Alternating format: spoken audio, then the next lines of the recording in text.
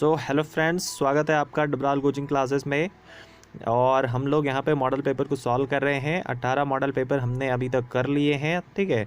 और यहाँ पे मॉडल पेपर्स में हम फिज़िक्स, केमिस्ट्री, बायोलॉजी और एग्रीकल्चर से संबंधित जितने भी इम्पॉर्टेंट एमसीक्यूज़ हैं जो प्रीवियस ईयर एग्ज़ाम में पूछे गए हैं उनको हम लोग यहाँ पे डिस्कस करते हैं और डिटेल में उनके एनालिसिस करते हैं और विजुअल्स के थ्रू मैं आपको यहाँ पे एक्सप्लेन करता हूँ, ठीक है। चलते हैं आगे। बिना समय को ख़राब करे सीधे चलते हैं लेक्चर पे। लेक्चर में आपके पास क्या क्या है। फर्स्ट में यदि आप हमें सोशल मीडिया पर फॉलो करना चाहते हैं तो आप डबराल कोचिंग क्लासेस वहाँ पे सर्च कर सकते हैं सर्च बार में, ठीक है। और वहाँ पे आपको फर्स्ट में हमारा चैनल यहाँ पे दिख जाएगा, डबराल कोचिंग क्लासेस के नाम से। लोगो से आप आइडेंटिफाई कर सकते हैं, ओके। और यहाँ पे आप इस डबराल कोचिंग क्लासेस का जो चैनल है हमारा उसको ज्वाइन कर सकते हैं। और इससे रिलेटेड जो भी वीडियो मैं रिकॉर्ड करता हूँ इसकी पीडीएफ भी मैं वहीं पे आपको प्रोवाइड करवाता हूँ। और साथ ही जो अदर एग्ज़ाम हैं उनके पेपर्स वगैरह और जो भी इम्पोर्टेंट नोटिफिकेशन होती है वहाँ पे मैं आपको सारी पीडीएफ्स और जितने भी इमेजेस हैं जो आपके लिए बहुत ज़रूरी हैं उनको मैं आपके लिए अवेलेबल करवाता रहता हूँ, ओके। तो इस टाइप से मैं लिंक वहाँ पे शेयर करता हूँ, ठीक है। तो आप ज्वाइन कर सकते हैं हमें और अपना जो है पीडीएफ्स वगैरह को आप वहाँ से प्राप्त कर सकते हैं, ओके। आज जिन टॉपिक पे हम लोग डिस्कस करेंगे वो हैं, उनमें है सैफरॉन प्रोडक्शन जो इंडिया में होता है और कहाँ पे होता है, जम्मू एंड कश्मीर में, ठीक है। बाउल ऑफ शुगर, इसके बारे में डिस्कस करेंगे। खुरपक्का डिजीज़ क्या होता है, कैस्ट्रेशन प्रोसेस क्या है, वेट ऑफ एन एग कितना होता है, aerenchyma tissue in aquatic plant, epiphyte and sarpagandha, world environment day. इन सारे टॉपिक्स को हम लोग यहाँ पे स्टडी करेंगे, ठीक है। डीपली एनालिसिस होगी तो आप वीडियो में बने रहिएगा। बहुत कुछ सीखने को आपको यहाँ पे मिलेगा, बहुत कुछ जानने को आपको मिलेगा, ठीक है ना। तो वीडियो को स्किप मत करिए और पूरी वीडियो को देखिए। आई होप, मुझे पूरा विश्वास है कि आप लोग यहाँ से बहुत कुछ आज सीख के जाएंगे, ओके। सो चलते हैं। और चलने से पहले वीडियो लेक्चर क्वेश्चंस की जो सीरीज़ हैं आपके लिए स्टार्ट करने से पहले मैं आपसे एक नए टॉपिक पे डिस्कस करना चाह रहा था। मैं यहाँ पे एक नया इनिशिएटिव ये लेना चाह रहा हूँ कि जो मॉडल पेपर हैं, मॉडल पेपर के साथ ही हम लोग एग्रीकल्चर जो वन दरोगा में पूछा गया है उसके लेक्चर भी हम लोग यहाँ पे साइमल्टेनियसली यहाँ पे उसी के साथ करें, ठीक है ना। अपने आप ये जो लेक्चर्स हैं इनको जो हम स्टडी करें, ठीक है। क्योंकि जो भी एग्रीकल्चर में नेट पे यदि आप सर्च करोगे तो वहाँ पे आपको उतनी जो है डिटेल्स वगैरह नहीं मिलती है। वहाँ पे जो आपके पास चैप्टर हैं उन चैप्टर की पूरी डिटेल्स आपको नहीं मिलती है और वहाँ पे कोई प्रॉपर ऐसा चैनल नहीं है जो आपको एग्रीकल्चर पढ़ाए, ठीक है। तो मैं ये सोच रहा था कि क्यों ना इस मॉडल पेपर के साथ ही एग्रीकल्चर के जो लेक्चर हैं उनको डिस्कस करें, ठीक है ना। और जितने भी टॉपिक्स हमारे वन दरोगा में आते हैं उनको अच्छे से डिस्कस करें। क्योंकि मैक्सिमम लोग जो भी आप लोग वन दरोगा की तैयारी कर रहे हैं, आप लोग का क्या है कि मोस्टली जितने भी स्टूडेंट हैं सारे बायोलॉजी और मैथमेटिक ग्रुप से हैं। एग्रीकल्चर बहुत ही कम लोगों ने पढ़ा होगा, ठीक है ना।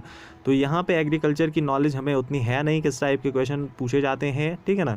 तो इसलिए मैं ये लॉन्च करना चाह रहा था कि नया जो है एग्रीकल्चर के लेक्चर्स हम लोग डिस्कस करें। एवरी जो टॉपिक है उसको हम एग्ज़ाम के पर्सपेक्टिव से उसको डिस्कस करें, ठीक है।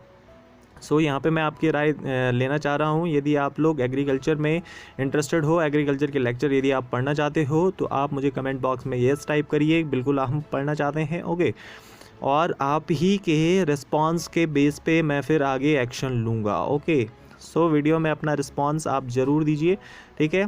कहीं ये ना हो कि आपने जो है और सब तो क्लियर कर लिया लेकिन एग्रीकल्चर से आप चूक गए। क्योंकि एग्रीकल्चर की नॉलेज एक तो हम लोगों को प्रॉपर नहीं होती है, क्योंकि एग्रीकल्चर हमारा सब्जेक्ट ही नहीं रहा कभी, ओके। तो इसलिए ये बाद में रिग्रेट ना रहे, इसलिए आप जो है पहले से प्रिपेयर करके चलें, ओके। और वहाँ पे कोई पश्चाताप ना हो कि हमने एग्रीकल्चर को अच्छे से नहीं पढ़ा इसलिए मार्क्स हमारे अच्छे नहीं आए। सो आप जो है क्या करो, जो कमेंट है कमेंट में आप अपना रिस्पांस हमें टाइप करना, ठीक है ना। और फिर हम उस पर आगे एक्शन लेंगे, ओके। चलते हैं आगे। जो यहाँ पे स्लाइड हैं, स्लाइड को डिस्कस करेंगे। क्वेश्चंस क्या हैं हमारे आगे। तो फर्स्ट में जो आपसे क्वेश्चन पूछा गया है कि भारत में कौन सा प्रदेश जो है केसर यानी जिसको आप सैफरॉन कहते हैं, केसर का सबसे बड़ा उत्पादक है।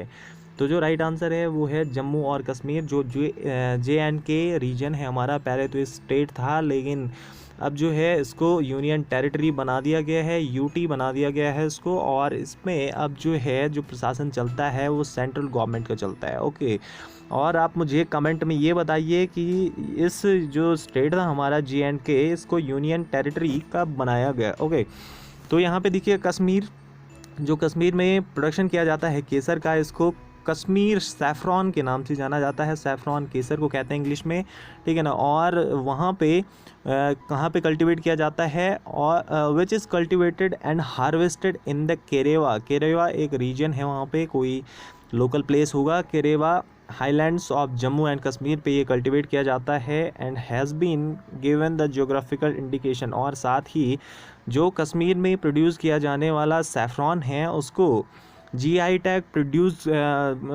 टैग जो है प्रदान किया गया है, प्रोवाइड किया गया है, ठीक है ना। और किसके थ्रू, जोग्राफिकल इंडिकेशन जो रजिस्ट्री है उसके थ्रू GI टैग उसको प्रोवाइड किया गया है, ठीक है। GI का जो फुल फॉर्म है जोग्राफिकल इंडिकेशन है, और जोग्राफिकल इंडिकेशन का मतलब ये है कि अब सेंट्रल गवर्नमेंट है, सेंट्रल गवर्नमेंट क्या देती है, उनकी कोई ऑथोराइज्ड जो एजेंसी है वो किसी स्पेशल चीज़ के लिए किसी स्पेशल प्लेस को एक अथॉरिटी देती है, अधिकार देती है, ठीक है ना, कि ये चीज़ें अब जो है यहीं प्रोड्यूस होती हैं, और जो है उसकी स्पेशलिटी के लिए जो है ये GI टैग दिया जाता है, ठीक है। तो जोग्राफिकल इंडिकेशन टैग जो है इस सैफ़रॉन, जो कश्मीर सैफ़रॉन, उसको दिया गया है, और किसके थ्रू, जोग्राफिकल इंडिकेशन जो रजिस्ट्री है उस संस्था के द्वारा, ठीक है ना। द स्पाइसेस, और जो सैफ़रॉन है वो एक कैटेगरी में आता है, मसालों की कैटेगरी में, स्पाइसेस की कैटेगरी में आता है, ठीक है।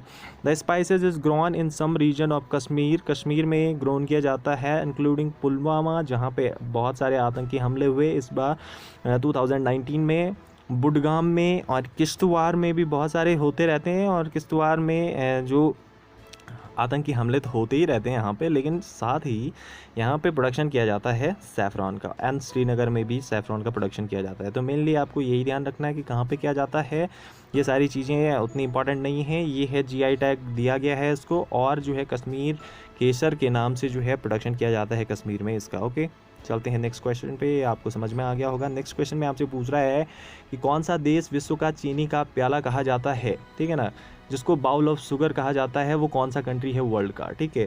तो यहाँ पे देखिए क्यूबा, क्यूबा को जो है, क्यूबा एक कंट्री है और उसको जो है बाउल ऑफ शुगर के नाम से भी जाना जाता है, ठीक है। Cuba is referred to as sugar bowl of the world, world का शुगर बाउल इसको कहा जाता है, ठीक है ना। और it has the largest sugar industries, ठीक है ना। यहाँ पे जो है शुगर की लार्जेस्ट, बहुत बड़ी इंडस्ट्रीज़ हैं, बहुत बड़ी अमाउंट में यहाँ पे शुगर का प्रोडक्शन किया जाता है, ठीक है ना। लेकिन वो जो है अब क्या हो रहा है, धीरे धीरे डिके हो रहा है, यानी वो जो प्रोडक्शन है उतनी अमाउंट में नहीं हो पा रहा है, या ये कहें कि जिस स्पीड से उनको प्रोडक्शन करना चाहिए था उस स्पीड से वो नहीं कर पा रहे हैं, ठीक है ना। डिके हो रहा है। एंड इट्स पोजीशन, और जो उसकी पोजीशन है, जो sugar bowl of the world की जो पोजीशन थी क्यूबा की, वो अब ऑब्टेन कर ली है, टेकन अप कर ली है किसने, ब्राज़ील ने, ठीक है ना। अब ब्राज़ील में क्यूबा की अपेक्षा ज़्यादा शुगर इंडस्ट्रीज़ हैं और ये ज़्यादा शुगर प्रोड्यूस करते हैं, ठीक है ना। और उसके बाद जो है इंडिया है, ठीक है ना। और अब देखिए कि जो क्यूबा है उसकी लोकेशन क्या है। तो क्यूबा जो एक कंट्री है, sugar bowl of the world, it is an island, ये एक टाइप का आइलैंड है, island of the Caribbean region, जो कैरेबियन सागर है, कैरेबियन सागर उसका एक आइलैंड है, कैरेबियन रीजन का एक आइलैंड है वहाँ पे, ठीक है ना। और ये जो है नॉर्थ अटलांटिक ओशन में आपको देखने को मिलेगा, ठीक है ना। The Cuban sugar economy is the principal agriculture economy in Cuba, ठीक है ना। तो क्यूबा की जो टोटली उनकी इकोनॉमी है वो डिपेंड करती है शुगर प्रोडक्शन पे, ओके। इसलिए जो है वहाँ पे उनको क्यूबा को कहा जाता था sugar bowl of the world, लेकिन इनका प्रोडक्शन अब उतना नहीं हो रहा है। इनसे आगे जो प्रोडक्शन कर रहा है वो ब्राज़ील है, ब्राज़ील अब इस पोजीशन को टेकन अप कर लेगा, ओके। चलते हैं नेक्स्ट क्वेश्चन पे। नेक्स्ट में है, निम्न में से देश के किस प्रदेश में सर्वाधिक पशुधन घनत्व है, यानी लाइव स्टॉक की डेंसिटी सबसे ज़्यादा किस स्टेट में है, आपको यही बताना है। तो राइट आंसर है उत्तर प्रदेश में। लाइव स्टॉक यानी पशुधन कितना है, ठीक है ना। तो सबसे ज़्यादा पशुधन है उत्तर प्रदेश में, ओके। नेक्स्ट में आपसे पूछ रहा है कि जो खुरपक्का और मुंहपक्का जो बहुत ही सीरियस डिजीज़ होती है एनिमल्स में, डोमेस्टिक एनिमल्स में, ठीक है ना, तो वो किस वजह से होती है। तो यहाँ पे जो राइट आंसर है वो है वायरस, जिसको आप कहते हैं विषाणु, ठीक है। इस वायरस की वजह से इनके खुर में कुछ एबनॉर्मेलिटी आ जाती है, ठीक है ना, और खुर जो है यहाँ पे उनको पेन वगैरह होने लगता है, ठीक है।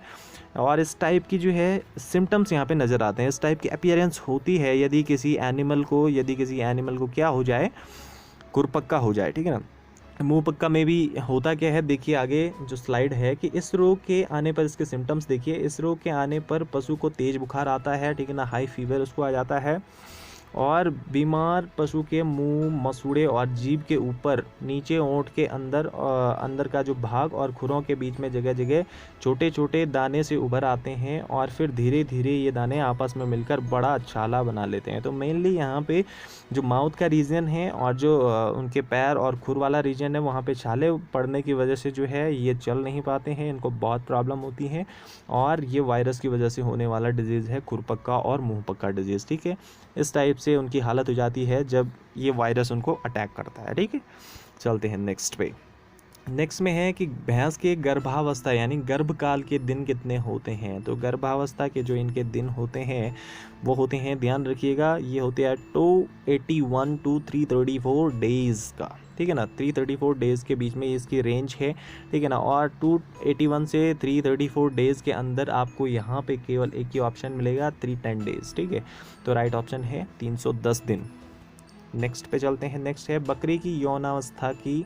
यौनावस्था का मतलब क्या है, गर्भ धारण करने की अवस्था की आयु कितनी होती है, ठीक है ना। तो गर्भावस्था यानी जो बकरी है वो गर्भ धारण कर सकती है कब, ये कर सकती है 4 से 5 माह के होने के बाद। जब इसकी एज 4 से 5 महीने हो जाएगी उसके बाद ये जो है गर्भ धारण कर सकती है, ठीक है।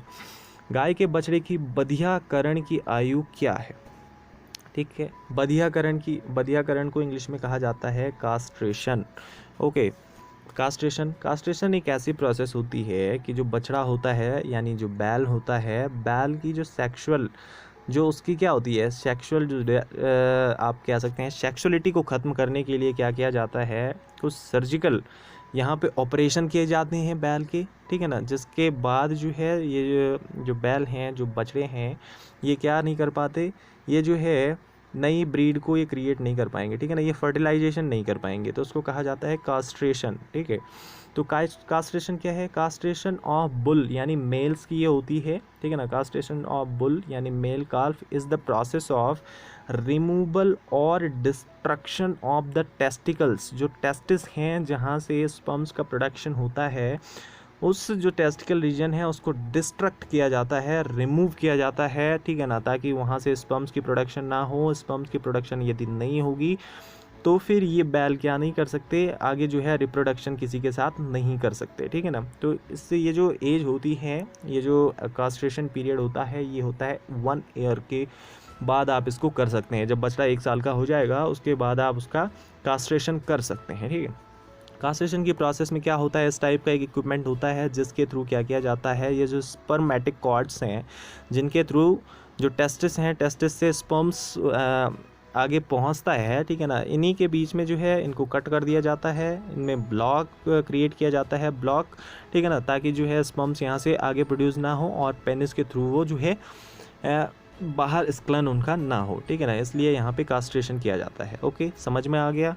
वैसे आप लोग बहुत समझदार हैं, समझ गए होंगे।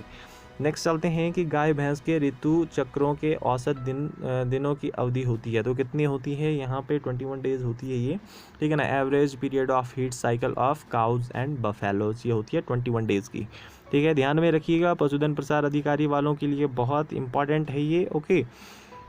मेनली सेशन आज उन्हीं के लिए है, ठीक है। तो ध्यान में रखिएगा, क्या पता ये आपको जो है वहाँ पे भी पूछा जा सकता है, वन दरोगा में और सिल्क इंस्पेक्टर में भी इसी टाइप के क्वेश्चंस आपसे करे जा सकते हैं। नेक्स्ट जो है कि गाय भैंसों के ऋतुकाल की अवधि कितनी होती है, तो ये जो ऋतुकाल की अवधि है, average length of heat period in cow and buffaloes, ये ध्यान में रखिएगा, ये होती है 24 to 36 आवर की, ठीक है ना। The average duration of the standing heat is 15 to 18 hours की होती है, लेकिन कभी कभी ये जो है ये हीट ड्यूरेशन क्या करता है, वेरी करता है, और ये जो है 8 to 30 के बीच में जो है 8 to 30 जो है इनका क्या हो जाता है, हीट पीरियड जो है कभी कभी वेरी हो जाता है, ठीक है ना। तो 8 to 30 के बीच में आपको यही तो मिलता है, 24 to 36 यही वाली रेंज मिलती है ना। तो राइट ऑप्शन होगा 24 to 36 आवर, ठीक है। ध्यान रखिएगा, गाय भैंस के ऋतुकाल की अवधि कितनी है, 24 से 36 घंटे। नेक्स्ट में चलते हैं कि egg production starts in poultry at the age of, किस एज में जो है जो पोल्ट्री है उनमें एग प्रोडक्शन शुरू हो जाता है। तो एग प्रोडक्शन जो होता है, एग प्रोडक्शन साइकिल, जो बर्ड यूजुअली स्टार्ट टू ले एट अराउंड 5 मंथ के बाद जो है, 5 मंथ के बाद ये क्या करते हैं, जो बर्ड्स होती हैं, जो हैन हैं, जो भी हैं, ये एग्स का प्रोडक्शन करती हैं, एग लेइंग करती है ये, ठीक है ना। तो और तो राइट ऑप्शन यहाँ पे यही है कि अराउंड 5 मंथ के बाद जो है ये एग देना प्रारंभ करती है, ठीक है। तो राइट ऑप्शन ये 5.5 मंथ या 5 मंथ। ये अलग अलग यहाँ पे स्पीसीज़ है पोल्ट्री की जो 1 ईयर में इतना जो है एग प्रोड्यूस करती हैं। तो देखिए यहाँ पे जो गोल्डन कॉमेट है 250 से 300 तक के करती है। ऑस्ट्रेल जो लॉर्प है, ऑस्ट्रेल लॉर्प, ये 250 से 300। एंड यहाँ पे आप देख सकते हैं लेगहॉर्न जो 200 से 250 तक ये एग प्रोड्यूस कर सकती है, ठीक है ना। 200 से 280 के बीच में इसकी रेंज होती है नॉर्मली, ठीक है ना। और कभी कभी ये 300 to 320 एग्स भी प्रोड्यूस कर देती है। ओके, समझ में आ गया? समझ में आ रहा है तो कमेंट में बॉक्स में टाइप करो भाई यस। अंडे का औसत भार होता है, तो जो एग है, एग का जो एवरेज वेट होता है वो होता है तकरीबन 50 से 60 gram. Okay, the weight of an egg varies between 50 to 70 gram के बीच में ये वेरी करता है, अप्रॉक्सीमेट इसके बीच में हो सकता है, ठीक है ना। और ये डिपेंड करता है मेनली जो हैन है उसकी एज पे डिपेंड करता है, ठीक है।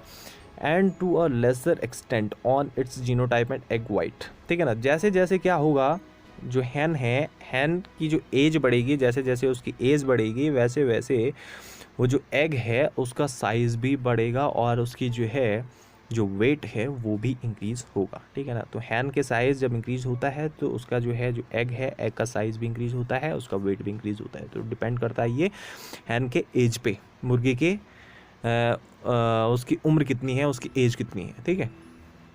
नेक्स्ट है कि usually aquatic plants have a well developed, सामान्यतः जलीय पादपों में एक सुविकसित क्या होता है, क्या हो सकता है उसमें होता है, राइट ऑप्शन है यहाँ पे वायुत्तकी तंत्र ऊतक यानी एरेनकाइमा सिस्टम। एरेनकाइमा एक टाइप का टिश्यू है, ठीक है ना। और वो टिश्यू यहाँ पे जो आपके एक्वेटिक प्लांट्स हैं उनमें वेल डेवलप्ड होता है, ठीक है।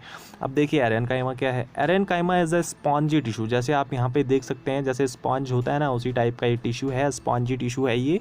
दैट फॉर्म्स स्पेसेस और एयर चैनल्स, जो एयर चैनल्स और स्पेसेस ये बनाता है इन द लीव्स में, स्टेम्स में एंड रूट्स में, ठीक है ना। ये जो आपका कौन सा टिश्यू है, एरेनकाइमा टिश्यू। एरेनकाइमा टिश्यू जो है एक स्पॉन्जी टिश्यू है, इतना समझ में आता है। और उसके बाद ये जो स्पॉन्ज टाइप का होता है, स्पॉन्ज टाइप का मतलब कि इस टिश्यू के अंदर स्पेस होता है, इंटरस्पेस होता है, चैनल्स होते हैं। और ये चैनल्स ये या आप ये कहें कि एरेनकाइमा टिश्यू कहाँ पाया जाता है, तो रूट्स में भी पाया जाता है, स्टेम में भी पाया जाता है एंड लीव्स में भी ये पाया जाता है, ठीक है। और ये क्या करता है, which allows exchange of gases between the shoot and the root, ठीक है ना। तो गैसेस का एक्सचेंज करने का काम इस एरेनकाइमा जो टिश्यू है इसका काम होता है। और इसी के लिए ये जो मेनली ये पोर्स होते हैं ना, इसमें छेद होते हैं जो स्पॉन्ज लाइक, इसीलिए ये छेद इसमें प्रेजेंट होते हैं ताकि जो है ये वाटर का क्या कर सके इसको वाटर का जो है जो गैसेस के फॉर्म में इसका एक्सचेंज कर सके, ठीक है। तो इसलिए जो है एरेनकाइमा जो टिश्यू है वहाँ पे एक्वेटिक प्लांट्स में ये प्रेजेंट होता है, ठीक है। नेक्स्ट चलते हैं। नेक्स्ट, एपीफाइट अन्य पादपों पर किस के लिए उगते हैं, ठीक है ना। Why epiphyte grows on other plant, किसके लिए उगते हैं ये, तो ये मेनली उगते हैं आश्रय के लिए, शेल्टर के लिए, ठीक है ना। शेल्टर के लिए मेनली उगते हैं। एपीफाइट्स होते हैं takes advantage of other plant structure as physical support के लिए, ये जो है एक तो फिज़िकल सपोर्ट के लिए, ठीक है ना, फिज़िकल सपोर्ट कहें या आप आश्रय भी कह सकते हैं, उसके लिए एपीफाइट किसी अदर प्लांट पे उगते हैं। एपीफाइट का मतलब क्या है? एपीफाइट को कहा जाता है अधिपादप, ठीक है ना, हिंदी में अधिपादप कहते हैं। और अधिपादप का मतलब ये है कि जब कोई भी एक पौधा अपने ग्रोथ करने के लिए किसी अन्य पौधे पर उगता है तो उसको कहा जाता है अधिपादप। समझ में आ गया, ठीक है ना। तो अधिपादप कोई एक जो पौधा है वो किसी दूसरे पौधे पर क्यों उगता है? वो उगता है उसके फिज़िकल सपोर्ट के कारण। आप देखिए जैसे घने जो वन होते हैं, जो भी अमेज़ॉन फॉरेस्ट होंगे, वहाँ पे कुछ स्मॉल जो छोटे छोटे पौधे भी होते हैं। अब जो घने वहाँ पे जंगल हैं, घने जंगल होने की वजह से जो सनलाइट है वो तो नीचे ज़मीन तक पहुँच नहीं पाती। अब ज़मीन तक नहीं पहुँच पाती तो उसकी वजह से इनको जो है सनलाइट मिल नहीं पाती और उसकी वजह से डेड हो जाएंगे, है ना।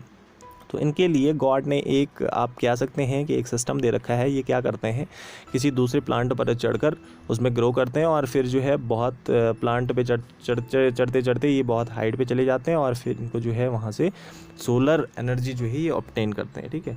तो ये होते हैं एपीफाइट और ये फिज़िकल सपोर्ट के लिए वहाँ पर उगते हैं। आप ऑप्शन में शेल्टर के लिए ये अन्य पौधों पर उगते हैं, ठीक है।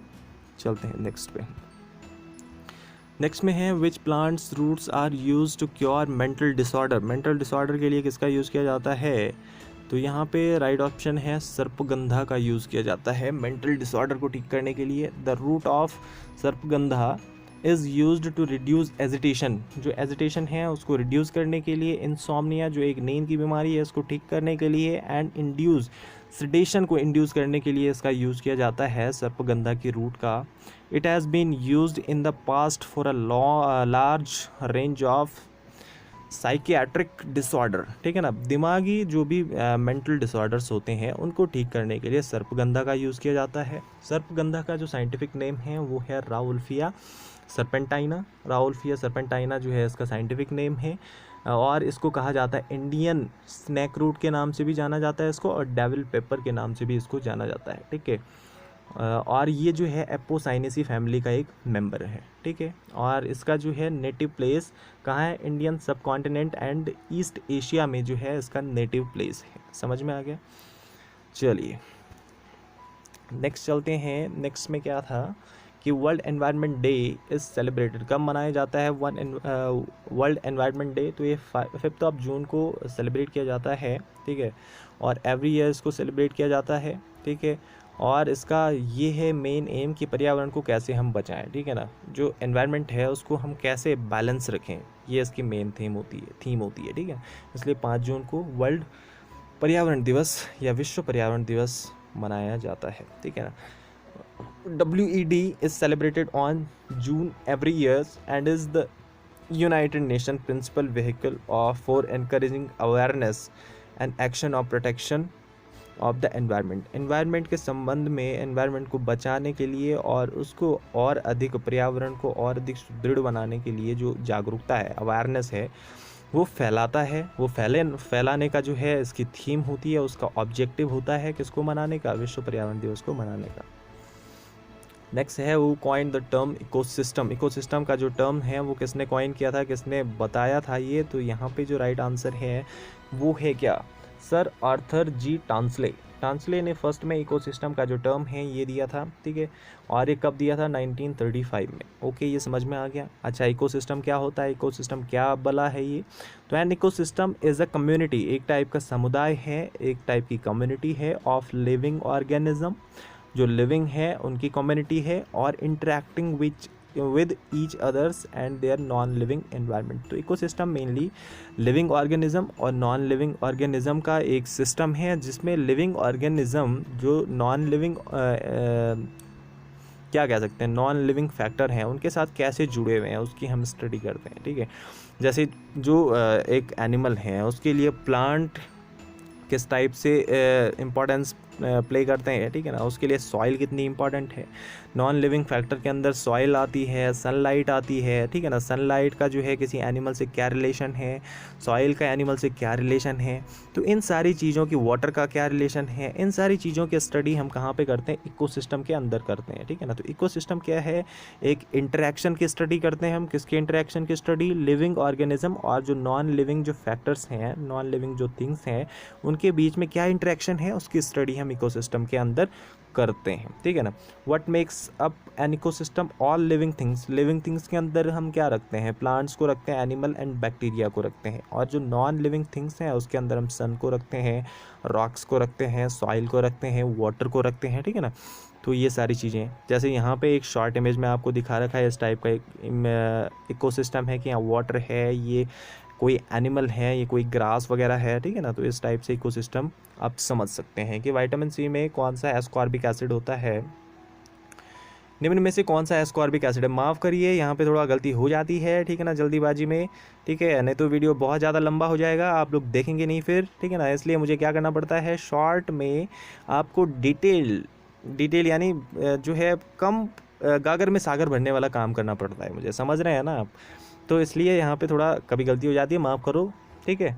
तो यहाँ पे क्वेश्चन में आपसे पूछ रहा है कि निम्न में से कौन सा एस्कॉर्बिक अम्ल है? तो एस्कॉर्बिक अम्ल है भाई, केमिकल नेम है विटामिन सी का, एस्कॉर्बिक एसिड, ठीक है ना। और एस्कॉर्बिक एसिड बॉडी के लिए बहुत इंपॉर्टेंट है। विटामिन सी एक जो है वाटर सॉल्युबल, ये विटामिन इसको कह सकते हैं, वाटर में सॉल्युबल हो जाता है। ये आपकी बॉडी में डेली ये चाहिए, क्योंकि ये पानी में घुलकर आपके जो यूरिन है उसके थ्रू ये बाहर आ जाता है, इसलिए विटामिन सी आपको डेली लेना बहुत ज़रूरी है। समझ में आ गया?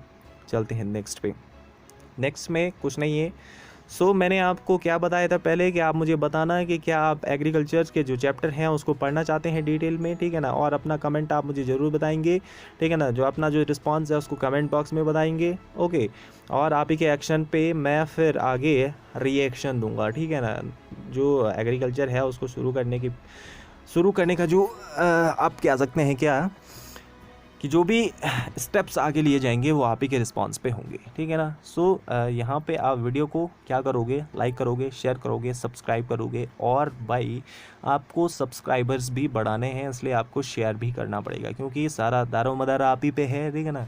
हम आप पे डिपेंड है, आप हम पे डिपेंड है। ये भी एक इकोसिस्टम है कि हम एक फैक्टर हैं, हम आपसे एक इस टाइप से जुड़े हुए हैं और आप हमसे एक इस टाइप से जुड़े हुए हैं, ठीक है ना। तो इस इकोसिस्टम को आपको बड़ा करना है, इस इकोसिस्टम को और ब्रॉड करना है, ठीक है ना। इसलिए आपकी रिस्पॉन्सिबिलिटी है ये कि आप शेयर करेंगे, वीडियो को लाइक करेंगे और कमेंट बिल्कुल करेंगे, क्योंकि हमें पता तभी चलता है कि आप एक्टिव हैं, आप हमारे साथ जुड़े हुए हैं, जब आप कुछ कमेंट करते हैं, ओके।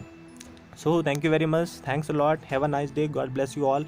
पढ़ते रहिए, सीखते रहिए और कुछ बन के दिखाइए।